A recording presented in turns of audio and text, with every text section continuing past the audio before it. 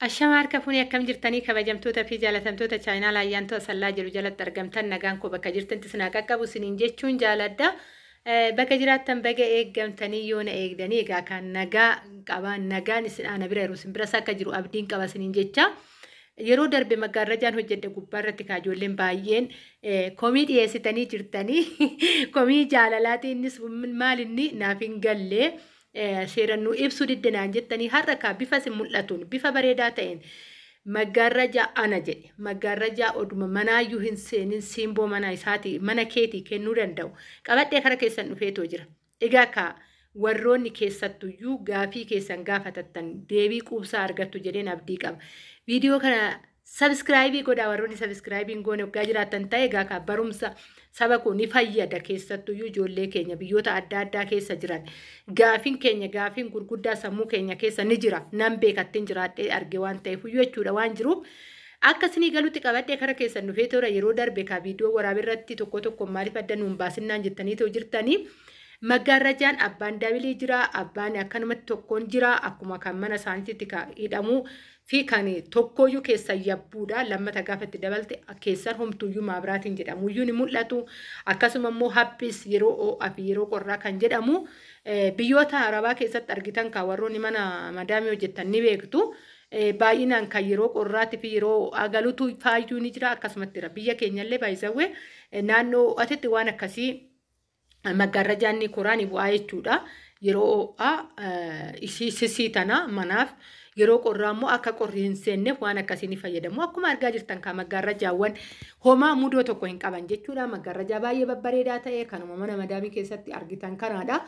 Gatii isaatiillee tokkoon akkasii galuutti qabadhee kara keessan dhufeetoo jira. Egaa kaa gatiin akkuma maggaarrajaati. Kana keessatti wanni beekuu qabdanii onlaayinii irra illee ijoolleen xalabdan waggaa jiraatan ta'e warroonni keessattuu shaahiin irraa ijoolleen biyyoota adda addaa keessan baay'een xalamne ani garuu hin xalamne kara kootiin ni xalamanii akkuma argaa jirtan kan maggaarrajaa wanni ba'uuf tokkoomtu hin jiru. Isuma maggaarrajaa mana namaa keessatti yookaan mana madaamii keessatti ilaalaa jirtanidha.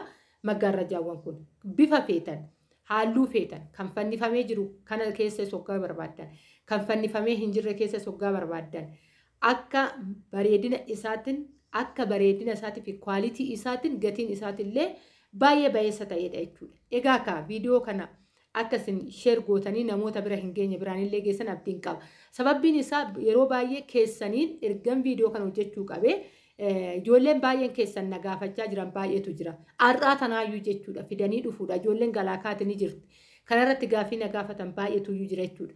Qarshii irratti kamtu nu salphata warri jedhan. Egaa kaa warroonni itti dhimmamtan viidiyoo kana dhaggeeffadhaa isiniin jechuun jaaladha. Qarshiillee walitti dhufa hidhee yaadu'an karaa kootiin egaa kan herreeggachuu hin dandeessa yeroo baay'ee amma yeroo kana keessa ijoolleen keenya warri qaxitaa baankiidhaan ergu ni jira hidhee too'ii yaadu jechuudha. Waan ofeeyyuu osoo ta'e yeroo baay'ee bilaak maarkeetti fayyadaman ijoolleen keenya sababbiin isaa har'a qarshiin odoo baankiidhaan ergite meeqan jira miti bilaak maarkeetti fayyadamtee dhiisitti qarshiin xiqqaan ati ittiin bittu amma yeroo baay'ee wanni nuti shawwadamnu oduma beeknu wanni shawwadamnu jiraate taana shamarran keenya waan qarshii 10 waan qarshii 20 haga 50 jiruutitti haga 100 jiruutitti nu shawwada jechuudha. Qarshii kanarratti fokusii wanti isin godhuu qabdanii qarshiin haga 100 jiru shawwada. Eessatti qarshii minizaaree biyya ormaa keessa kan jiru jechuudha. Maaliif amma koofartii dhibbaani onlaayinii irratti tiktookii irratti beeksisaa turan yeroo darbee jechuudha ture garuu amma dabalachuudha iyyuu noolu dhibbaan koottatti nurraa fudhadhaa jedhanii bilbila isaanii laxxafanii jiran. Dhibba kana odoo kara biyyaatti zarazarte meeqa ta'a? Dhugaa koofartiin ana jedhu koofartiin mirxii ta'e 3,000 bitta biyya keessatti. Birri dhibba kana waggaa zarazarte dhibba meeqa ta'a? 1,000 meeqa ta'a kara biyyaatti waggaa galchite jechuudha. Kanaafuyyuu kana wal bira qabnee maaf hin laalle? Haga hoomiti namaaf daldala taana. Nuyi bar namni mana madaamii keessa hojjetu hoo akkam ayyaanni wayii dhufeetoo aada jettee waa sii darbiteen alatti kosumuni takka namni irratti sii dabalu hin jiru jechuudha.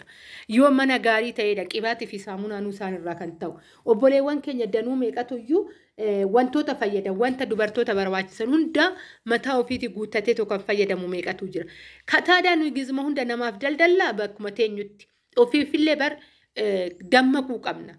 Dammaquu qabna jechuudha. Odoo waan biyya keessa jiru ija keetiin laaltee filachuu kan dandeessu gaafa madaamiin illee nu fuutee deemte bar firii taanee akka barbaannetti ganama baanee galgalaa miti kaffilannee too gallu jechuudha.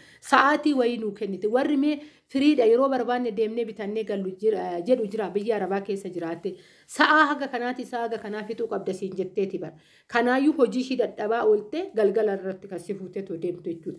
Kanarratti zim jetteetuma akka gibisbisa taanee wayititti waanuma ta'e walitti harree fuunee galla. Biyya keenya kan akkanaatitu jira. Kwaalitii akkanaatitu jira. Maali obboleessi kee dhugaa biyya keessatti itti fayyadame achitti baastee ganaa importitti kasakkastee baastee shaanxan hoggaa tirfii ta'e itti kafaltee achitti cafacaftee galtu biyya kee keessatti ija keetiin laalaa inni karakkarattee birrii tokko gannaabuu lama gannaabuu jecha afaan keetiin itti dubbatachaa biyya kee keessatti yoo bitattee feestaalitti baattee galte mudoo maalii qabda? Makiinaa isaaniitiin galee shaanxaa mana isaaniitiin gottonnee baanu malee hin ta'u dhugaan isin jedha akka waan salbaajiin biyya keenya keessa hin jirree taana yeroo baay'ee jechuudha. Dhugaa waanuma ta'e walitti guura. Ani ofitti illee nima isin qofaa miti jechuudha. Akka waan biyya keenya keessa wayi hin jirree waanuma ta'e kun qarshii xiqqaa haa ta'u biyya hoggaa ga'e kubare salbaajii jedhee namni tokko mana keessa kaawwata wayyaan ati adii hafuutee too biyyaa kennitu. Dhugaa mana keessa kaawwataniit dubartiin illee ta'e dhiirri ta'e ittiin hojjeta mana keessa malee namni alatti uffata ati fuutee galtu uffatu hin jiru. Egaa kana maalifan jechuu danda'e maggaarrajaawwan kwaalitii ta'e kunoo qabadhee isinii dhufeetoo jira. Egaa isin wanni dubbattaniitoo jirtanii meetira isaa maanuufti nutti himneedha. Fakkeenyaaf kwaalitii kan ta'e dabiliin abbaan lama maggaarrajaan jechuudha. Dabilii abbaa lama seeraan na dhaggeeffadha. Dabiliin abbaa lama 1,100 Dabiliin jechuudha. 1,100 egaa bittaadhaaf karakkartee irraa siibuu danda'an. Haga bittuun gaafa bittuudha jechuudha. Kan natti himatanii gatii natti himan isinitti himaa jira. Kanaan gurgurraa kanuma gatii isaatiin jedhanii. Egaa kammoo gaafa horii harka keetitti lakkaawwattee todhatte karakkartee bitatta. Ani isin biraan gahuu bichaadha. Bitannoon kuni gahee keessaniidhaan immoo gaheen koo isin biraan gahuudha. Isiniin jechuu jaaladha. Abbaan immoo itti aanan isaa jechuudha. Meetiri tokko 600 birrii 50dha. Isiniin jechuun jaaladha kabajamtoota fi jaalatamtoota chaayinaa laayyaantu asalla. Inni immoo itti aanu inni kan dhuma adiin keessa adiin tokko 45dha jechuudha. Inni baay'ee haphiidha. Akkuma isiniin jedhe yeroo yookaan immoo mana algaatitti callistanii algaa keessaniif siimbumaaf jechuudha. Bareedina isaati algaa keessan keessatti zim jettaniituma teechisuudha jechuudha. Ni bareeda karaa algaatiin fakkeenyaaf maskootii algaa osoo hin ta'in algaadhaaf bareedina algaatiif adiin baay'ee barbaachisaadha. Garuu haga kana mara saalooniidhaaf wantoonni barbaachisan kana keessattuu gooldal markiin kun baay'ee tokko bareedaadha. Anuu hawweetan jira jechuudha. Kana fakkaata qarshiin isaa egaa qarshii isaa kan 1,100 kan 600 kan 45 kan 45 kun baay'ee happii kan ta'edha. Garuu adiidha.